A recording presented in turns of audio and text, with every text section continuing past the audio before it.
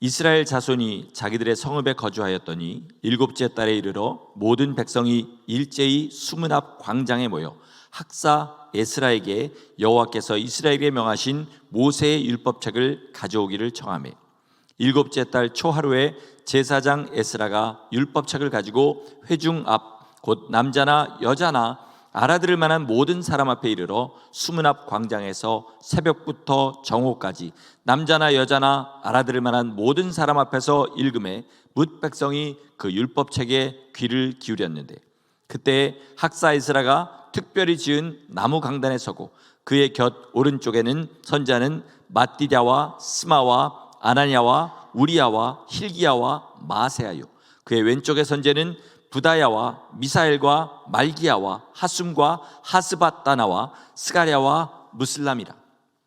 에스라가 모든 백성 위에 서서 그들 목전에 책을 펴니 책을 펼 때에 모든 백성이 일어서니라.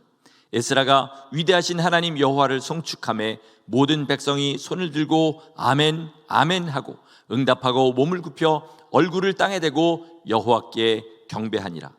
예수아와 바니와 세레바와 야민과 악굽과 사브데와 호디야와 마세야와 그리다와 아사랴와 요사밧과 하난과 블라야와 레위 사람들은 백성이 제자리에 서 있는 동안 그들에게 율법을 깨닫게 하였는데, 하나님의 율법책을 낭독하고 그 뜻을 해석하여 백성에게 그 낭독하는 것을 다 깨닫게 하니 백성이 율법의 말씀을 듣고 다 우는지라.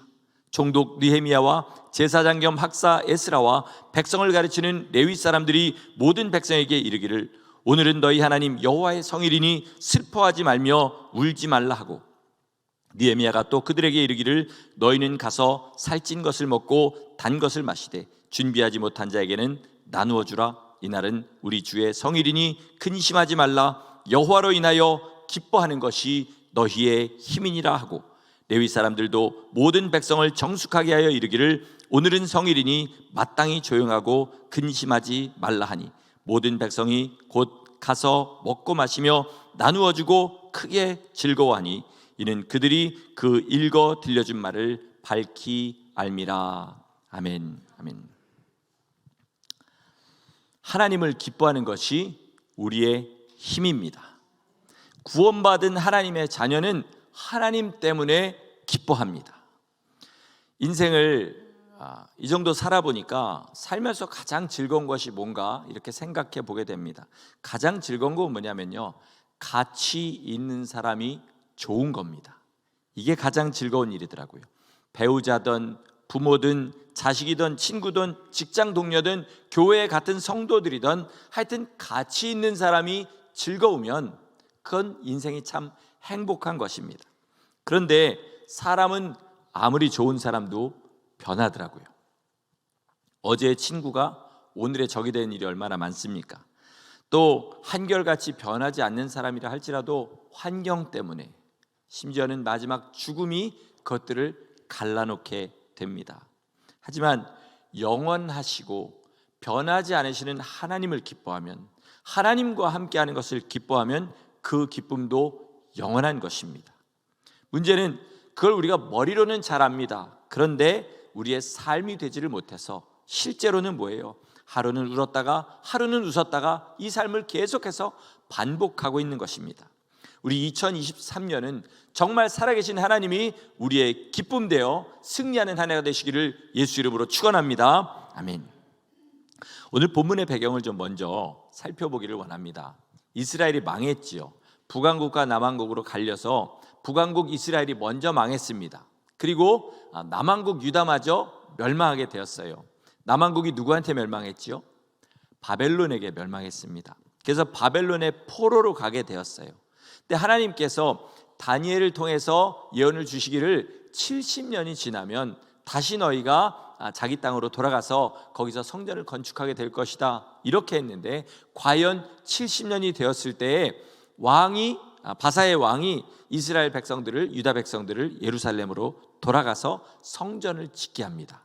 그때 가서 성전을 지은 우두머리가 스룹바벨과 여호수아예요. 그래서 제2차 성전을 우리는 스룹바벨 성전이다, 이렇게도 이야기합니다.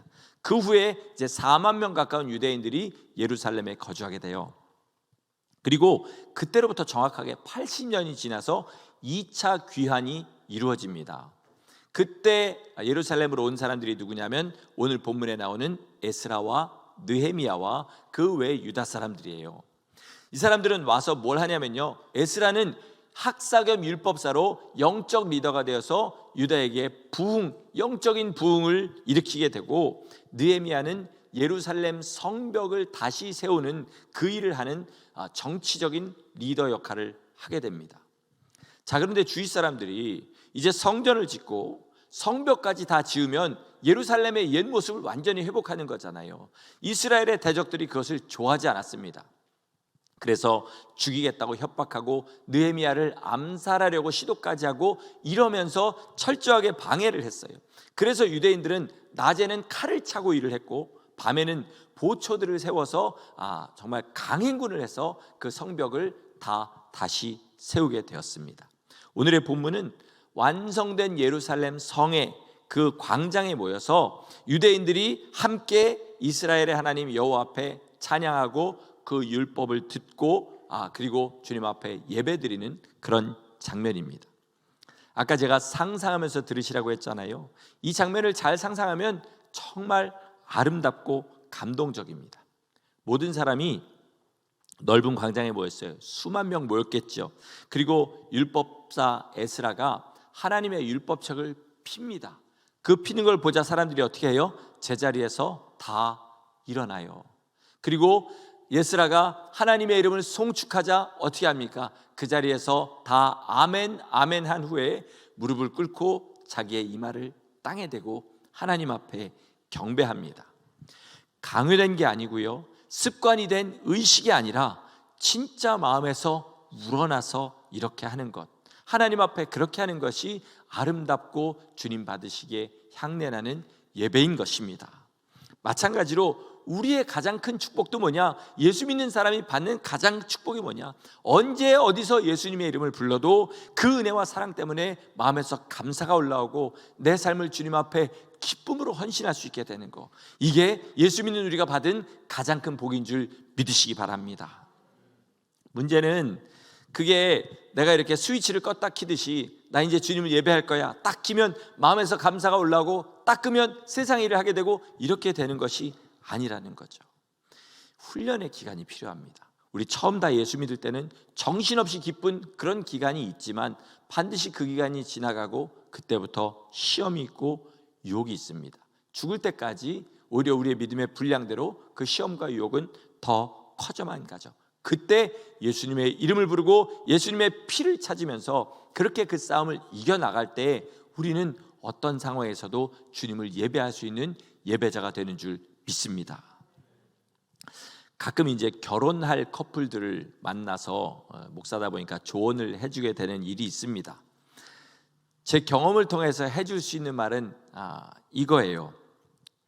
너희들 지금은 보기만 해도 불꽃이 튀기고 좋지만 이제 조금만 지나봐라, 얼굴 보기가 부담스러운 때가 온다. 그리고 이제 부담스러움을 넘어서 아침에 안 보고 싶은 때가 온다. 그럴 때 그걸 참고 양보하고 그리고 이겨나가야 그렇게 좋은 시절이 온다. 내가 장담하건대 그때를 잘 이기면 지금 좋은 것보다 더 좋은 시절이 올 수 있으니까 꼭 서로 양보하고 그렇게 사랑해라, 이렇게 말을 해줍니다. 결혼만 이런 것이 아니지요. 자식 키우는 것도 그렇고요, 비즈니스도 그렇고 학문도 그렇고 예술도 그렇습니다. 그리고 예수님을 믿는 것은 그 중에 최고로 어려운 과정을 지나가야 됩니다. 왜 그렇습니까? 결혼과 비즈니스는 마귀가 방해하지 않는데 예수 믿는 것은 마귀가 방해하기 때문에 그렇습니다. 그러나 분명한 것은 뭐냐면 그것들을 이길 능력을 우리에게 이미 주셨고 그것을 붙잡고 이기는 사람은 처음에 예수 믿을 때 누렸던 그 기쁨보다 상상할 수 없이 큰 기쁨을 반드시 누린다는 사실입니다. 여러분, 이것이 우리의 소망 되기를 예수 이름으로 축원합니다. 오늘 제목으로 삼은 본문 10절의 말씀, 여호와로 인하여 기뻐하라, 그것이 너희의 힘이다 하는 말씀을 우리 좀 잘 생각해 보기를 원합니다. 하나님의 뜻은 뭐냐면요, 여호와로 인하여 기뻐하는 것이 너희의 힘이다, 이겁니다. 그런데 사람은 어떻게 받아들이냐면 여호와로 인하여 기뻐하는 것이 너희의 힘이다. 어디 액센트가 갔어요? 기쁨의 액센트가 갔습니다. 여호와 하나님이 그 목적이 아니라 기쁨이 목적이 되어버리는 거예요. 여러분, 우리 신앙생활은 처음도 하나님, 과정도 하나님, 마지막도 하나님이 돼야 됩니다. 처음도 예수님, 과정도 예수님, 마지막도 예수님이 돼야 되고, 갈라디아서의 말처럼 성령으로 시작해서 성령으로 마쳐야 되는 것이 우리의 신앙생활입니다. 하나님께서 우리를 기쁘게 하심으로 기뻐하십니다. 그리고 우리가 하나님을 기쁘게 해드림으로 우리가 기뻐해요. 그것이 바로 천국입니다. 예수께서 이 땅에 계실 때에 아버지께 종처럼 순종하신 것은 그 안에 영원한 생명과 기쁨이 있었기 때문입니다. 우리에게도 그것이 필요합니다. 그런데 이 시대에 또 여지껏 지나온 여러 시대의 많은 성도들이 결국은 자기를 기쁘게 하려고 하나님을 이용하는 그런 잘못된 신앙 가운데 빠진 사람들이 많이 있었습니다. 그렇게 자기는 지혜롭게 세상도 즐기고 천국에도 들어갈 것이라고 생각하지만 그런 생각을 하는 것 자체가 이미 나는 구원에서 멀리 떨어져 있다는 증거인 것입니다. 여기 계신 분들은 대부분 알 것도 같은데 모르는 사람도 꽤 많을 것 같습니다. 우리나라 역사의 인물은 아닌데 저희 세대쯤 되면 모르는 이름이 없는, 모르는 사람이 없는 그런 이름이 있습니다. 이수일, 그 다음에 누구죠? 심순애, 거기에 김중배까지 아시는 분은 좀 뭐를 아시는 분이죠. 이게 개그 프로그램에 뭐 놓아라 뭐 이러면서 하는 그런 것들 많이 있었잖아요. 김중배 다이아 반지가 그렇게 좋더냐 뭐 이런 그런 게 있었는데, 이게 개그 프로그램에 나오는 게 아니라 원래는 일제 강점기에 그 신문에 연재되던 장안몽이라는 소설이라고 합니다. 내용이 이렇습니다. 이수일은 가난한 학생, 심순애는 아름다운 처녀, 김중배는 돈 많은 갑부집의 아들. 그런데 이수일과 심순애가 서로 좋아했는데 김중배가 다이아 반지를 주면서 심순애한테 이수일을 버리고 나랑 결혼하자 이렇게 얘기해서 버리고 김중배한테 갔다가 마지막으로 어떻게 된지 아십니까? 다시 돌아옵니다. 근데 중요한 건 그게 아니죠. 심순애는 이수일을 사랑했습니다. 근데 김중배의 다이아 반지에 넘어간 거예요. 만약에 심순애가 김중배의 다이아 반지만 뺏어가지고 올 수 있었으면 이수일하고 다이아 반지 가지고 결혼했을 겁니다. 그러나 그게 안 되죠. 둘 중에 하나를 택해야 됩니다. 제가 왜 설교하는 도중에 이수일과 심순애 얘기를 했는지 아시겠죠? 하나님께서 이렇게 말씀하셨어요. 너희가 하나님과 세상을 겸하여 섬기지 못한다. 둘 중에 하나를 택해야 되는 겁니다. 세상의 기쁨을 택하면 나 세상에서 기쁘게 살고 싶어요, 하나님 이렇게 한다 할지라도 세상의 기쁨을 택하는 것 자체가 김중배의 다이아 반지, 사단의 미끼를 부는 것입니다. 우리 주님 안에서 있다 보면 기쁜 날도 있고 즐거운 날도 있고 슬픈 날도 있습니다. 세상도 마찬가지죠. 그러니까 어떤 상황에서도 하나님을 택하는 것이 우리의 믿음인 것입니다. 절대로 두 가지를 다 택할 길이 우리에게는 없습니다. 하나님을 기뻐한다는 것은요, 하나님 때문에 세상에서 계속 기쁜 일만 생긴다 이런 뜻이 아닙니다. 하나님을 기뻐하기 때문에 하나님이 기뻐하신 일을 행한다. 그래서 세상의 유혹에 넘어지지 않고 세상과 하나님을 선택할 때 하나님을 기쁘시게 하기 위해서 하나님의 계명을 택하는 삶, 이것을 바로 하나님을 기뻐하는 삶이라고 하는 것입니다. 자, 우리가 이렇게 하나님을 기뻐하는 삶을 살기 위해서는요, 꼭 필요한 것들이 있습니다. 첫째는 회개입니다. 회개라는 말만 들으면 이게 히읗자로 시작하다 보니까 그리고 한숨이 또 나오시죠. 왜 또 회개야? 오늘도 그렇게 생각하실 텐데, 회개라는 말이 식상하게 들리시는 분이 있다면 제가 장담하건대 최근에 주님 앞에 회개하며 나간 적이 없는 분일 겁니다. 우리 열심히 건강을 관리하는 분들은요, 더 건강하려고 자기가 하는 것보다 남들이 가르쳐주면 더 합니다. 뭐가 음식에 좋다 그러면 그렇게 식단 조절도 하고, 이런 운동이 좋다 그러면 이 운동도 하고 그렇게 나가죠. 그런데 건강 관리 안 하는 사람, 먹고 싶은 거 마음대로 먹고 그저 편안하게 사는 게 목적인 사람, 그런 사람은 건강 관리하는 말 많이 듣다 보니까 그 말이 듣기 싫어요. 그리고 어쩌다가 몸에 좋은 음식 한번 먹으면 불로 장생하는 줄 알아요. 어쩌다가 운동하려고 하면 근육이 바로 나오는 줄 압니다. 그리고 뿌듯해해요. 회개가 이렇더라고요. 여러분, 하나님 앞에 우리가 얼마나 죄인지를 생각하고 자기의 죄를 하나하나 끄집어내기 시작하면요, 저 밑에 있는 시궁창같이 더러운 죄들이 딸려 올라옵니다. 본성의 죄들이 딸려 올라와요. 그러니까 회개는 하면 할수록 더하게 되는 것이더라고요. 우리 죽을 때까지 회개해야 됩니다. 그런데 회개하지 않는 사람은 회개에 관한 말씀이 식상하고 그리고 짜증이 나게 돼요.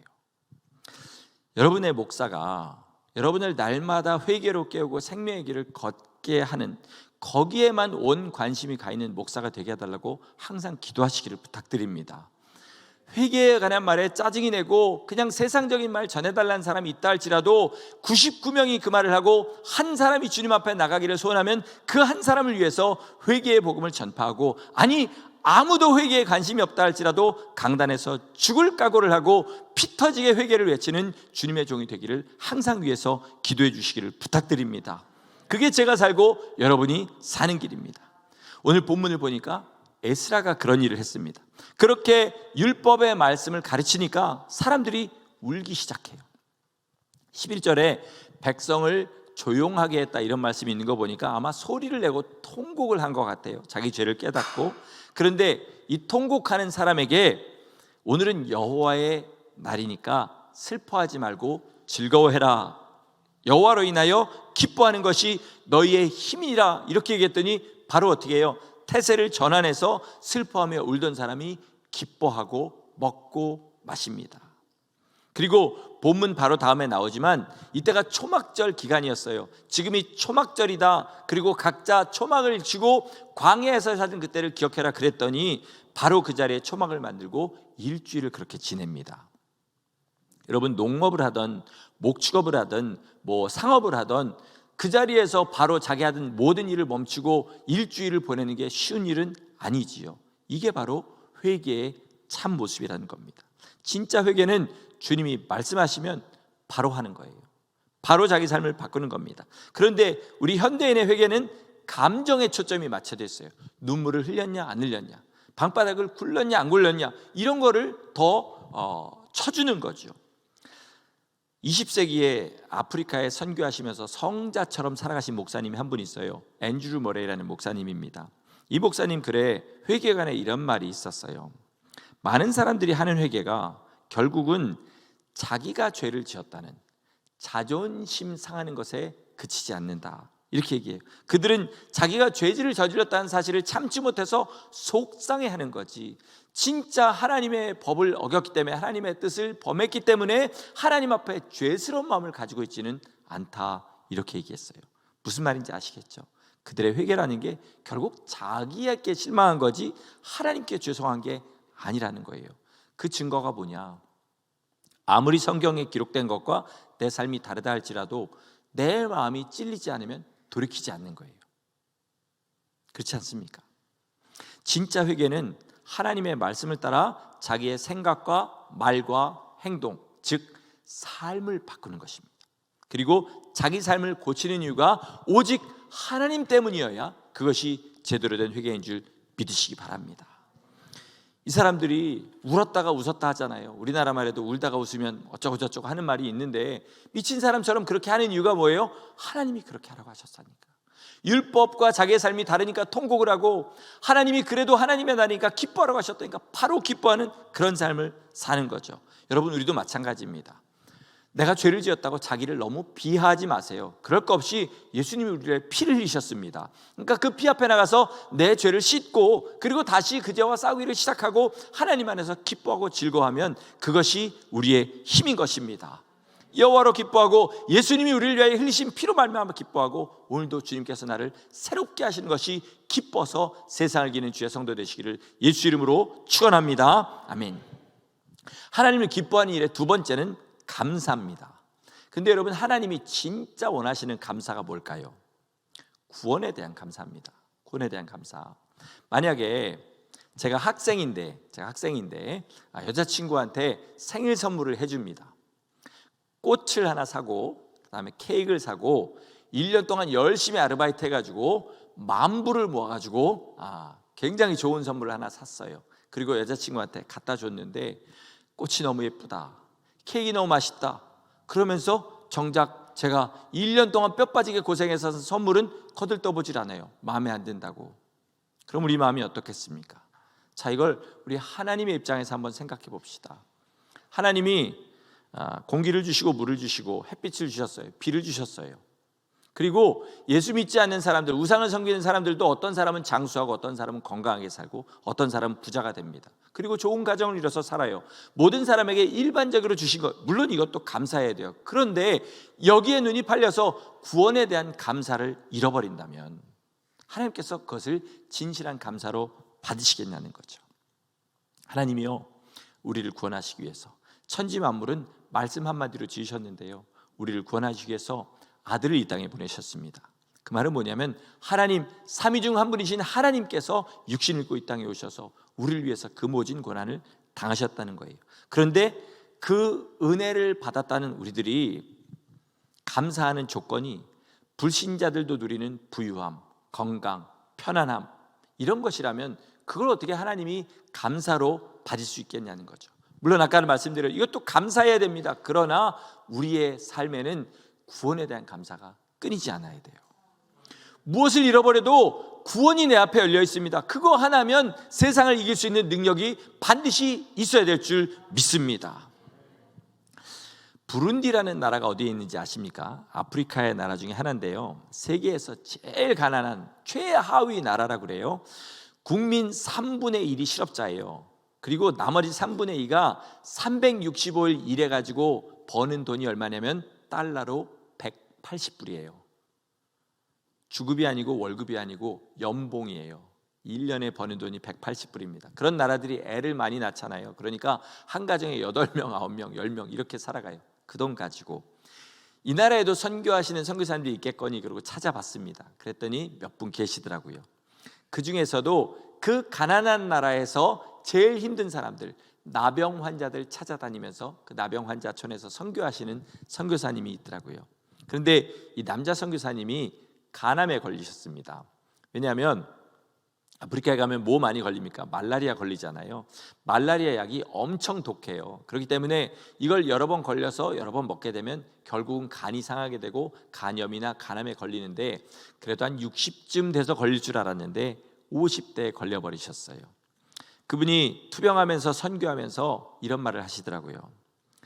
잠자리에 들 때 너무 몸이 안 좋으니까 다음날 아침에 일어날 수 있을지 의심이 들어갑니다. 그렇게 잠자리에 들고 다음날 일어나면 마음이 황홀합니다. 왜냐하면 오늘도 살아서 주님의 일을 할 수 있고 저들과 함께 하나님을 예배할 수 있기 때문입니다. 이렇게 고백하는 것을 영상에서 육성으로 들었습니다. 파키스탄의 백우연 선교사님도 비슷한 얘기 한 거 제가 나눴지 않습니까? 오지에서 선교하시는 선교사님들은요, 삶으로 보면 우리 중에는 그런 사람이 없고요, 그냥 여기 사는 한인 중에 아마 최하위의 삶보다도 못한 삶들을 사실 거예요. 그런데 그분들은 살아서 주님의 일을 할 수 있다는 것 자체를 감사하고 살아갑니다. 그냥 다른 게 없는 것 대신 이거라도 있으니까 감사가 아니라 그것 때문에 다른 모든 것을 다 버릴 수 있을 만큼 감사하며 살아가요. 그분들의 사역이 뭐 날마다 부흥하고 사람들이 그분들을 종으로 대접해주고 하느냐? 아니에요. 거기서도 많은 고난이 있고 무시를 당하고 박해를 당합니다.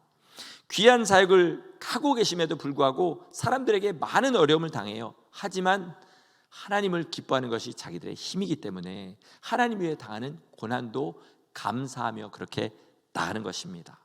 여러분, 진짜 감사는 뭐냐면 나와 함께 하시는 하나님 한 분이면 족합니다.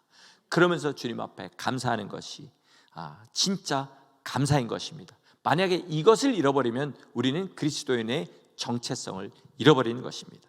여러분, 진짜 하나님이 우리에게 베풀어 주신 구원에 감사하십니까? 아니면 그저 긍정적인 삶을 살고 싶으신 것입니까?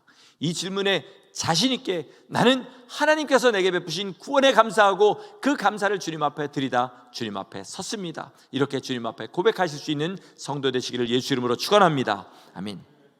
마지막으로 하나님을 기뻐하려면 하나님 한 분만 사랑하고 하나님 안에서 다른 모든 것들을 사랑하는 그런 믿음을 가져야 됩니다. 구원받은 사람은 하나님 사랑합니다. 여기에는 절대로 예외가 없습니다. 오직 하나님 한 분만을 사랑하는 사람을 성도라고 합니다. 그런데 이 사랑이라는 것이 아까도 말씀드렸지만 알아서 조절할 수 있는 게 아니잖아요. 그냥 사랑하는 사람한테는 마음이 이렇게 물 흐르듯이 가버리고요, 그렇지 않은 사람한테는 아무리 주려고 해도 잘 안 가지는 게 사랑입니다. 오늘 본문의 유대인들이 하나님 앞에 경배하고 일어나고 무릎을 꿇고 이런 모습들이 아름답다고 한 이유가 뭐예요? 누가 시키지도 않았는데 마음에서 우러나와서 한 것이죠. 얼마나 본인들도 기뻤겠습니까? 그런데 이 일을 계속하면 나중에 이게 반드시 의식이 돼버립니다. 왜 의식이 되는 줄 아세요? 사람들이 왜 자기들이 기뻤는지 그 원인은 찾지 않고 기쁨 자체가 목적이 되어버리기 때문에 그렇습니다. 자, 이들이 기쁜 이유가 뭐였습니까? 하나님이 함께 하셔서, 하나님 주신 은혜가 감사해서 하나님 때문에 기뻤는데 나중에는 뭘 찾아요? 기쁨만을 찾게 됩니다. 그러다 보니까 내가 그때 뭐 했더라 생각해 보니까 그때 무릎 꿇었었지, 무릎 꿇어보고 이 말을 땅에 대봤었지, 이 말을 땅에 대보고 두 손을 들었었지, 두 손 들어보고, 하지만 그게 안 돌아오는 거죠. 우리 찬양이 그렇습니다. 찬양 중에 두 손 들고 찬양하는 행위가 얼마나 아름답습니까? 처음에는 그 깊은 감동으로 하나님 앞에 두 손을 들고 찬양을 하게 돼요. 그런데 나중에는 어떻게 되기 쉽냐면요, 두 손을 들고 찬양하는 자기 모습이 대견하게 느껴지기가 쉽습니다. 이게 신앙생활의 맹점이에요. 중심을 잃어버리면 설사 자기의 목숨을 하나님 앞에 내어놓는다 할지라도 의미 없는 것이 되어버리는 것입니다. 여러분, 우리 예수 믿을 때, 처음 예수 믿을 때 마음에 그 가졌던 기쁨과 감격이 있지 않습니까? 여기 계신 분들 가진 박해를 받아가며 정말 주님 앞에 예배 나가고 주님을 섬기려고 온 힘을 다한 그런 분들이 많이 있잖아요. 그죠? 그래서 여기까지 왔습니다. 그리고 그 기쁨과 감격을 회복하기를 원하시는 분들이 많을 거예요. 그렇다면 우린 이 사실을 분명하게 알아야 됩니다. 그 감격과 기쁨은 오직 하나님께로부터 온 것입니다. 감격과 기쁨이 목적이 되어서는 안 되고 다시 하나님을 찾고 하나님 뜻대로 살려고 하고 그 구원의 은혜 가운데 우리의 삶을 드리기 시작하면 그 감격과 기쁨은 갑절로 우리에게 돌아올 줄 믿으시기 바랍니다. 무언가에 집중해서 자기를 완전히 잊어버리는 것을 무아지경이라고 하죠. 무아지경. 제가 노래하던 시절에 이 무아지경을 딱 한 번 경험해 봤습니다. 제가 몇 주 전에 왜 기도하고 큰 콩쿠르에 나갔던 그 얘기 드렸잖아요. 줄리아드 다닐 때 이제 학생들이 하도 노래는 안 하고 전도만 하고 교회만 나간다, 목이 쉬었다 이래가지고 하나님 앞에 이렇게 기도했습니다. 하나님, 누구나 잘 되고 싶으니 콩쿠르에 나가서 여기 있는 학생들이 못 올라가는 데까지만 올라가게 해주세요. 그러고 갔는데 세미파이널에 올라갔습니다. 그런데 첫 곡은 제가 고르는 곡을 하고 두 번째 곡은 심사위원이 고르는 곡을 해야 돼요. 첫 곡을 제가 불렀는데 완전히 망쳤어요. 노래를 못 부른 것 순서로 따지면 아마 그때가 최고일 거다 생각할 정도로 망쳤습니다. 근데 심사위원이 선택한 두 번째 곡을 부르는데요, 첫 곡을 완전히 망쳐서 완전 포기한 심정으로 불렀습니다. 그리고 마침 그 가사가 제 포기한 마음하고 똑같은 그런 내용으로 흘러갔어요. 그래서 노래를 부르는지 모르고 불렀습니다. 어떻게 알았냐면 노래가 끝나고 난 다음에 심사위원이 볼펜으로 박수를 딱딱딱딱딱 쳐주더라고요. 원래 심사위원들은 박수 안 치거든요. 하나님이 그렇게 기도에 응답하셔서 그 노래를 그렇게 할 수 있게 됐습니다. 그것이 처음이자 마지막이었습니다. 아마 계속되었으면 제가 목사가 안 되고 지금 어디 오페라 무대에서 노래를 부르고 있을 거죠. 이것도 하나님의 은혜인 줄 믿습니다. 우리가 하나님을 사랑하는 마음이 이와 같아야 됩니다. 한국 영화 중에 내 머릿속에 지우개라는 영화가 있었더라고요. 근데 우리 성도들의 머릿속에 있는 계산기가 있어요. 신앙생활 할수록 더 주님 앞에 모든 걸 잊어버리고 해야 되는데 머릿속에 계산기가 돌아갑니다. 이렇게 내가 하나님을 사랑하면 생기는 게 뭐지? 왜 저 사람은 똑같이 교회 다니는데 저렇게 잘 되는데 나만 이 고생을 해야 되지? 이런 것들이 우리 마음속에 들어오게 되죠. 그런데 성도는 어떤 사람이 돼야 되냐면요, 고난 중에도 하나님만 사랑하고 평안 중에도 하나님만 사랑하는 사람이 돼야 됩니다. 가난할 때도 하나님만 사랑하고 부유할 때도 하나님만 사랑하는 사람이 성도입니다. 건강할 때도 하나님만 사랑하고 그리고 병들 때도 하나님만 사랑하는 사람이 성도인 줄 믿으시기 바랍니다. 여러분, 그러므로 사랑하는 하나님과 함께하는 것이 우리의 최종 목적이 되어야 될 줄 믿습니다. 사랑하는 우리 하나님께서 부유하시기 때문에 그 하나님 안에서 부유함을 누릴 수도 있지만, 사랑하는 우리 주님께서 이 땅에서 고난을 당하셨기 때문에 주님을 사랑하면 고난을 당할 수도 있는 거예요. 고난이든 부유함이든 주님께서 주시면 감사함으로 받는 것이 진짜 사랑인 줄 믿습니다. 말씀을 마치겠습니다. 하나님으로 말미암아 기뻐하는 것이 우리의 힘입니다. 올 한 해 정말로 하나님 한 분만 나와 함께 하시면 마음 상하고 세상에서 어려움 당하고 믿는 것 때문에 사람들한테 무시당하고 심지어 교회 안에서도 어려운 일이 있다 할지라도 하나님 한 분으로 만족하고 주님과 동행하는 복된 성도들 다 되시기를 예수 이름으로 간절히 축원합니다. 아멘. 우리 시간에 우리 함께 주님 앞에 기도하며 나가시겠습니다. 여러분, 하나님 사랑하기 때문에 회개하는 성도 되시기 바랍니다. 하나님 사랑하기 때문에 감사가 넘치는 성도 되시기를 바랍니다. 하나님 사랑하는 것이 우리가 살아가는 힘 되시기를 바랍니다. 올 한 해도 그렇게 하나님 한 분만 사랑하는 것이 우리의 힘과 능력이 되어서 승리하며 주님 앞에 나갈 수 있도록 붙잡아 주시고, 예수 믿는 것이 점점 어려워지는 세상이라 할지라도 더 강한 빛을 발하는 주의 성도를 되게 하여 주십시오. 우리 시간에 한 목소리로 간절한 마음으로 주 앞에 기도하며 나가시겠습니다.